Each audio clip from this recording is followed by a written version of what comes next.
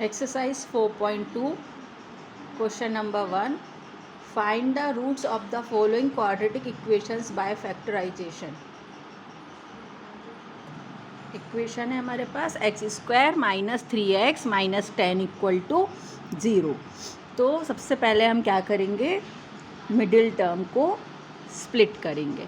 तो middle term को split करने के लिए पहले हम गिवन इक्वेशन में x² का कोफिशिएंट और कांस्टेंट टर्म का प्रोडक्ट करेंगे और फिर उसके ऐसे फैक्टर्स हमको फाइंड आउट करने हैं कि उनको ऐड करने पे क्या आना चाहिए, कोफिशिएंट ऑफ x.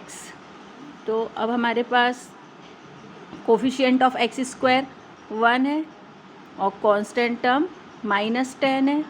इनको मल्टीप्लाई करने पे हमको मिलता है -10. अब हमको -10 के ऐसे फैक्टर्स चाहिए हैं कि जिसको ऐड करने पे कोफिशिएंट ऑफ -3 मिलना चाहिए. तो अब हमारे पास 10 के फैक्टर्स क्या होते हैं. हमारे पास 10 के फैक्टर्स हैं 10 × 1, 10 × 2, 10 × 1, 5 × 2, बस यही दो फैक्टर्स है. ठीक है.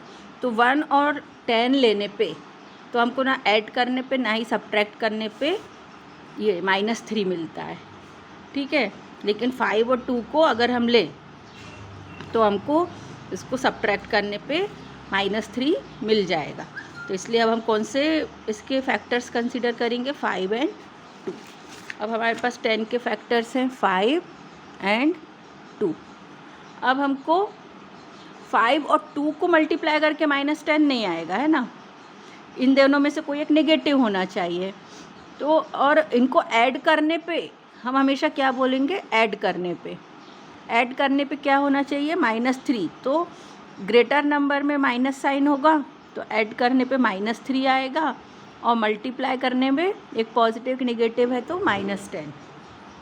तो अब हमने ये सिलेक्ट कर लिए फैक्टर्स -5 और 2.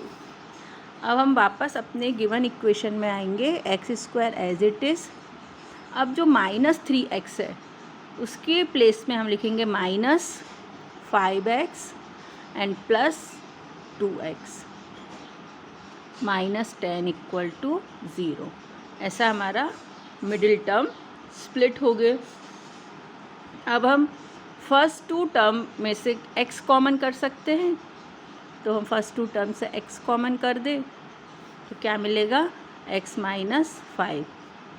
और लास्ट 2 टर्म से 2 कॉमन करें तो यहाँ पे भी क्या मिलेगा, x -5.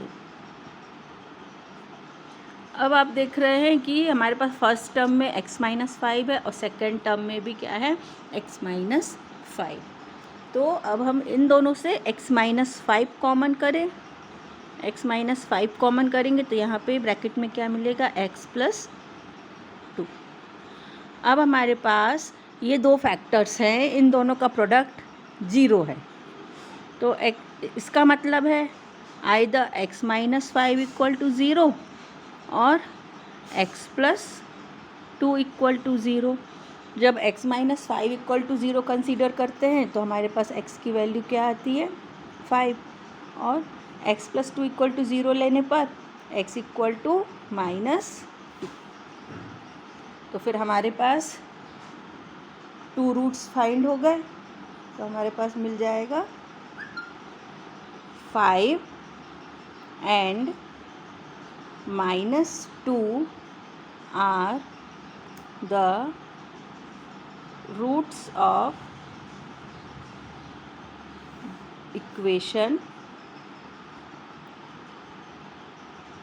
x² -3x -10 equal to 0. अब हमारे पास सेकेंड इक्वेशन है 2x² + x -6 इक्वल टू 0. तो अब यहाँ पर x² का कोफिशिएंट क्या है, 2 और कांस्टेंट टर्म क्या है, -6. इनको मल्टीप्लाई करने पे क्या मिल रहा है, -12. अब हमको -12 के ऐसे फैक्टर्स ढूंढना है जिनको ऐड करने पे कोफिशिएंट ऑफ x आए. और x का कोफिशिएंट यहाँ पे क्या है 1, तो यहाँ पर लेंगे हम 4, 3 मल्टीप्लाई करने पे 4 और 3 को मल्टीप्लाई करने पे क्या चाहिए -12, मतलब इन दोनों में से एक नेगेटिव होना चाहिए, और ऐड करने पे 1 पॉजिटिव वैल्यू आ रही है, इसलिए हम माइनस साइन किस में देंगे स्मॉलर नंबर पे।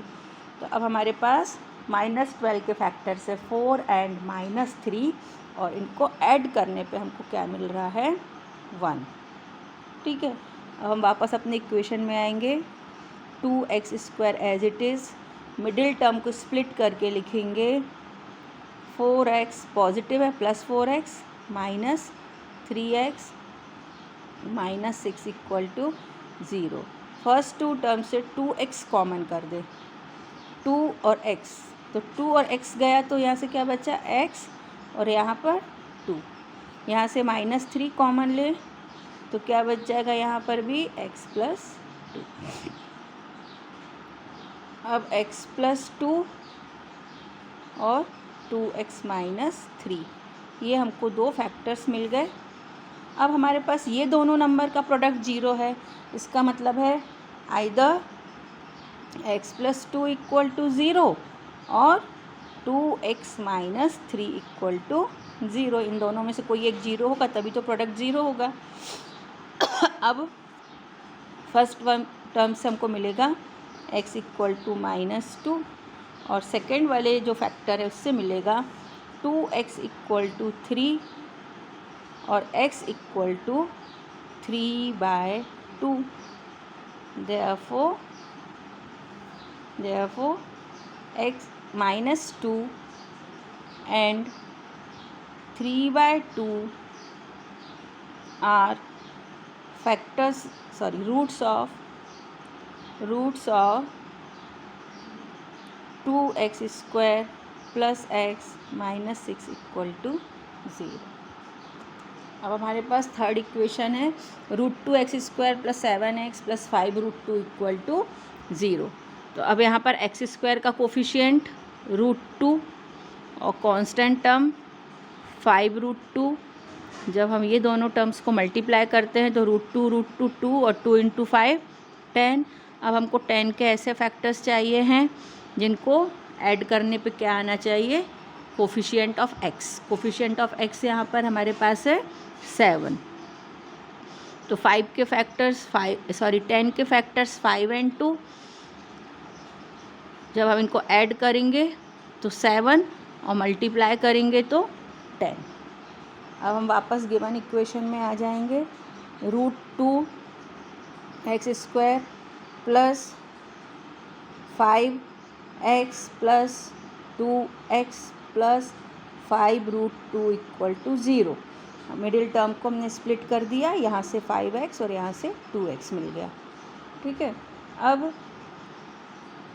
फर्स्ट टू टर्म से x कॉमन करना पॉसिबल है, तो फर्स्ट टू टर्म से x कॉमन कर दे, तो जब x कॉमन गया यहाँ से तो क्या बचा √2x, और यहाँ से x गया तो 5, और लास्ट टू टर्म में से भी √2 कॉमन करें।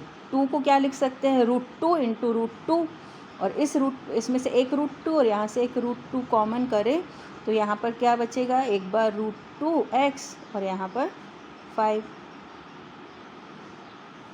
फिर हमारे पास ये फर्स्ट टर्म में से √2x + 5, सेकेंड टर्म में से भी √2x + 5 को जब हम कॉमन कर देते हैं तो ब्रैकेट में बचेगा x + √2 = 0। अब ये दोनों फैक्टर्स का प्रोडक्ट 0 है, तो इसका मतलब है √2x + 5 = 0 और x + √2 = 0।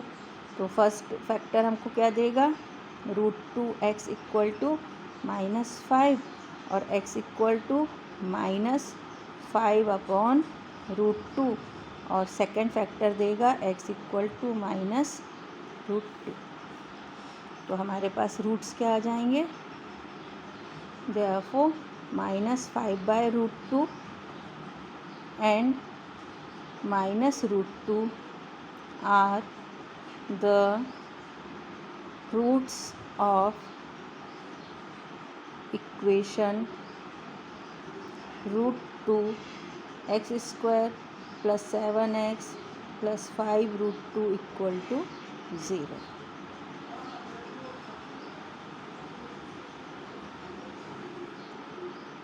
नेक्स्ट इक्वेशन है 2x square minus x plus 1/8 equal to 0। यहाँ पर एक्स स्क्वायर का कोफिशिएंट 2, कांस्टेंट टर्म 1/8, मल्टीप्लाई करने पे मिलेगा 1/4। 1/4 के ऐसे फैक्टर्स चाहिए हैं कि ऐड करने पर क्या आना चाहिए, -1, और मल्टीप्लाई करने पर 1/4।